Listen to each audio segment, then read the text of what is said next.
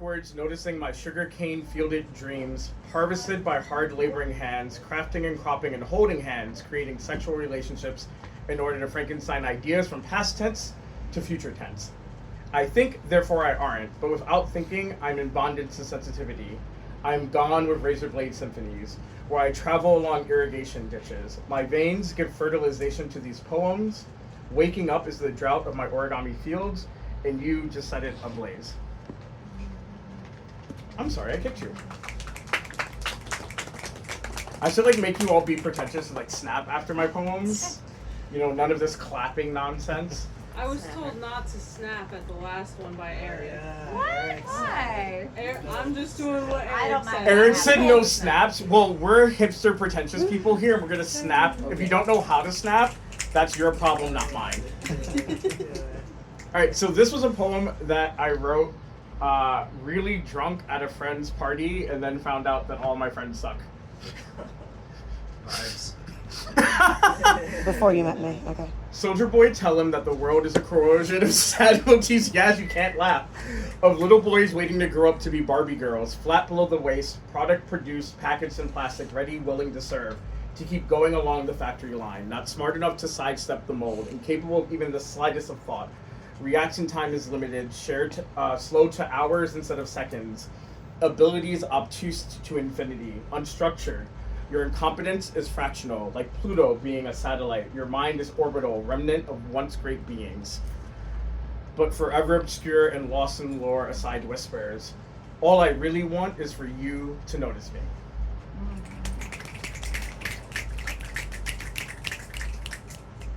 Man, I hate this one. We're gonna skip this one.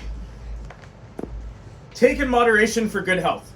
200 milligrams of sertraline daily. An hour outside in the sun. 300 milligrams of bupropion daily. Weekly magic play sessions. 150 milligrams of trazodone daily. Touch grass as needed. 1 milligram of clonazepam taken at night. Realizing that healing isn't linear.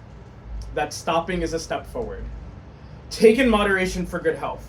Talk to your doctor if symptoms do not improve.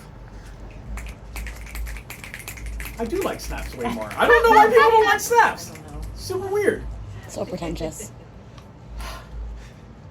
It's just a little fairy princesses. I almost yanked my wig off. So this is both what I wanted to do, the Pompowitz bathroom stall poetry. There are two of them.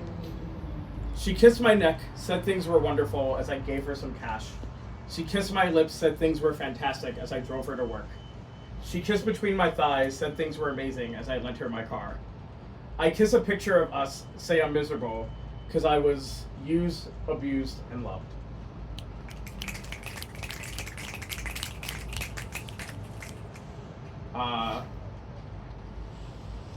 Sure.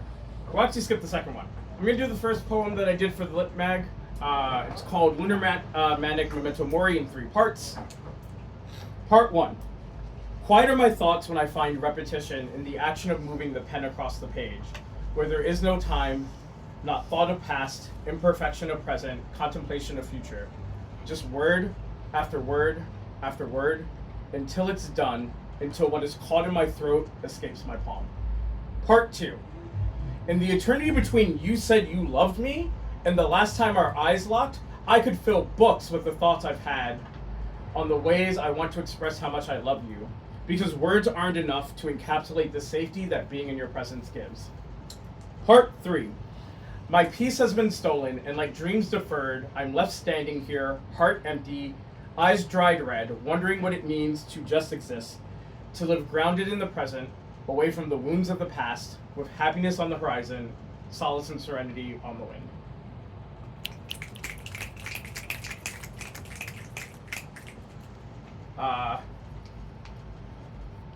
Intimacy issues. I want to feel your lips pressed against my lips. I want your tongue to become intimate friends with my tongue. I want my hands to explore the back of your head, be able to map it out from memory.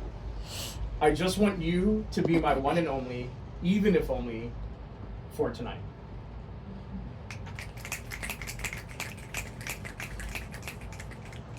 Okay, I can understand why people don't like just snaps when you hear them multiple times in a row.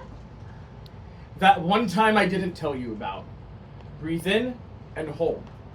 1, 2, 3, 4. Is this actually happening? Is the light in my bathroom flickering? I think I'm having heart palpitations. Are those shadows moving? And exhale.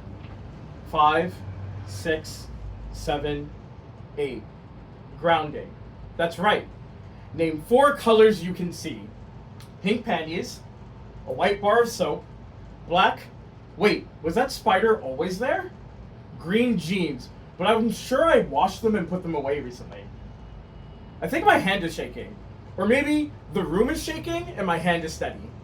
Breathe in and hold and hold and on. 1, 7, 4, 8, 11. It'll pass. And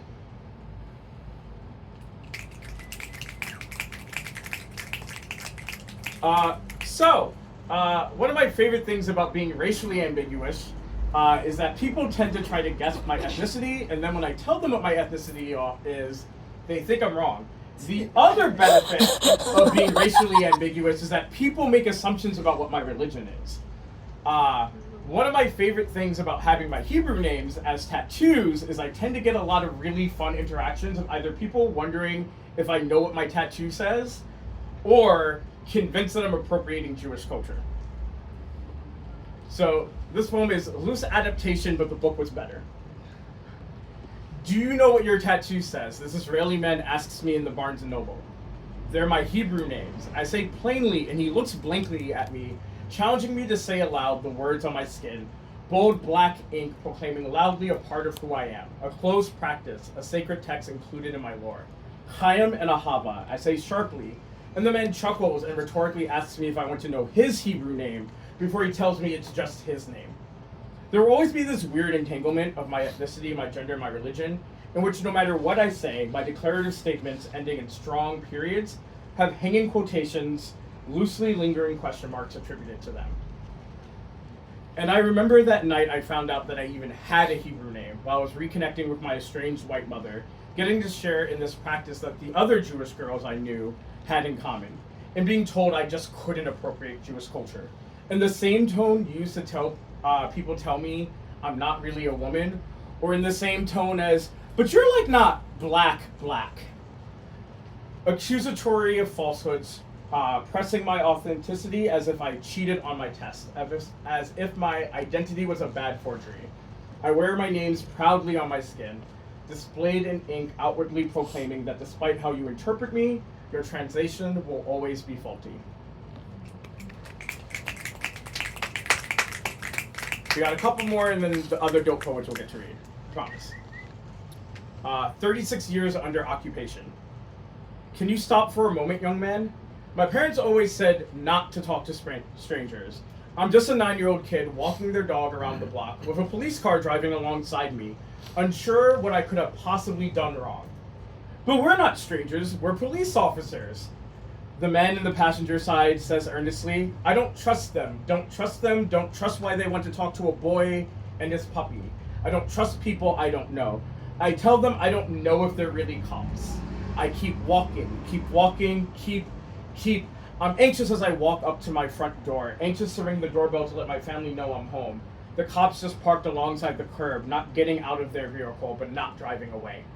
And my dad opens the door. He asks what's wrong. I tell him I wasn't doing nothing wrong. I tell him they tried to get me to stop, to talk to them about Godiva. And I told them I don't talk to strangers, told them I kept walking until I was safely home. And my dad told me, get inside. Said he talked to the officers, and he did. And he told me the officers said that they got a call about a boy stealing a dog, a boy chasing after a dog. I told Pops Godiva got startled for a moment that yes, I let go of the leash, but I didn't have to chase after her or nothing. It wasn't even the first time I walked with her, walked around our block, or biked, or skate, or roller skated. We lived in a nice suburb. I was confused why somebody would call the cops, how someone could say it was stealing a dog. And my dad said it had to be an honest mistake. I remember that time I was hyper aware walking around the local CVS with my mom, noticing that this employee was shadowing me everywhere I went. not really doing nothing around the store, just following me, just eyeing me. And I asked my mother on the way out to our car, why was that man following me? And she said, to make sure you weren't stealing nothing. And I said, I was behaving. I'm dressed good. Why would he think that? Because you're black. And I didn't understand then, but years of living while black would teach me that I would always fit a description in spite of my racially, my ethnically, my ambiguous exterior. I would always pass for a perpetrator. Like that time, one summer night, my friend and I were sitting outside on Wolf Road in front of that Chinese spot, and a cop pulled over and asked what I was doing, not my friend, treating me like I was clearly up to no good for sitting on the curb. Not sure what trouble I could be up to with no bag and rocking flip-flops. Just like that night that I was walking with a beat-up office chair and I got pulled over by a police car with 2 officers asking where I got that chair. And I tried to explain that I got it from the dumpster next to the police station, and they wouldn't believe me. I didn't understand why I wasn't carrying ID. Didn't want to see my Price Chopper receipt. Didn't care it would prove I wasn't up to no good with its timestamp. And as I'm talking, I notice more and more cop cars are pulling up. And what once was 1 cop car and 2 officers is now 4 cop cars and 7 officers. And they're surrounding me in a holding pattern with some hands on holsters, and I'm trying desperately to remain calm, to stay non-threatening. As the first officer says, all these cops are here for my safety as much as his. But all I'm thinking is I'm gonna fucking die over an office chair. And as weirdly and abruptly as this all started, the additional officers, without a word, get in their cars and drive away. And the original officer tells me I can be on my way before driving off, leaving me sitting on the sidewalk, shaking, numbly trying to figure out what to do next, existing while black in hostile territory.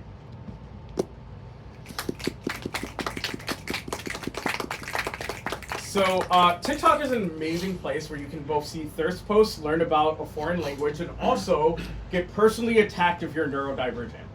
Last summer, I found out about this term for ADHD people called doom boxes, where apparently we both we compartmentalize our emotions very well, but we also are really good at just moving shit from one dresser drawer to another dresser drawer and like never actually cleaning or organizing. And I had just watched a bunch of thirst TikToks and felt very confused about being personally attacked at 2 a.m. while I'm trying to go to bed. Because clearly that was the only thing I was doing in bed after watching a bunch of thirst TikToks, I promise. Trying to go to bed, yeah. Trying to go to bed. Doom boxes. In quiet moments, I catch myself unintentionally recollecting my losses, undoing the work ADHD has done of putting grief and disappointment away in discarded boxes and forgotten desk drawers. Like thinking I should give my pops a call, tell him about my shaved head, or ask him about a banking question, or how to do a home improvement thing. And then it clicks. Right. He died last month. And briefly, like a glitch in my programming, I cry. Just for a little bit. Just before realizing, shouldn't I be angry? Raging? Reminded of flashes of memories like being slammed into a mirror and pushed downstairs. No one will ever love you if you're a flaming faggot. Nights sobbing myself to sleep. I wonder why forgiveness, the idea of it, settled in before the trauma healed in a half-open drawer.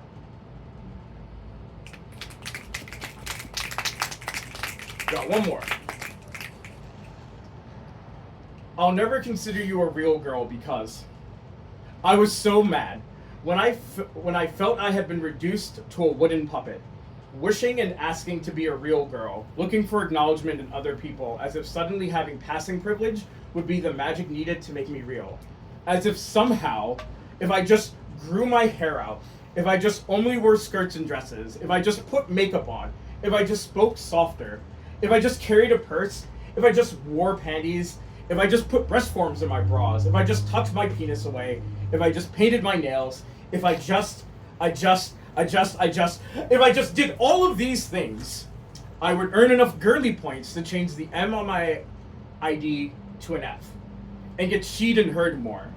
But no matter how often I do my girly rituals, I try to hide my transness, the spell is never broken. no pumpkin into a carriage, being heed with the hard R, sharp and jagged like a slur. And despite all my effort, I was never part of the we couldn't tell club, always just courageously brave. So strong for living my truth, but existing as who I am is the only option. I think authenticity is not tucking, that living my truth is making old white men uncomfortable. Being brave is knowing visibility brings violence and doing it anyway.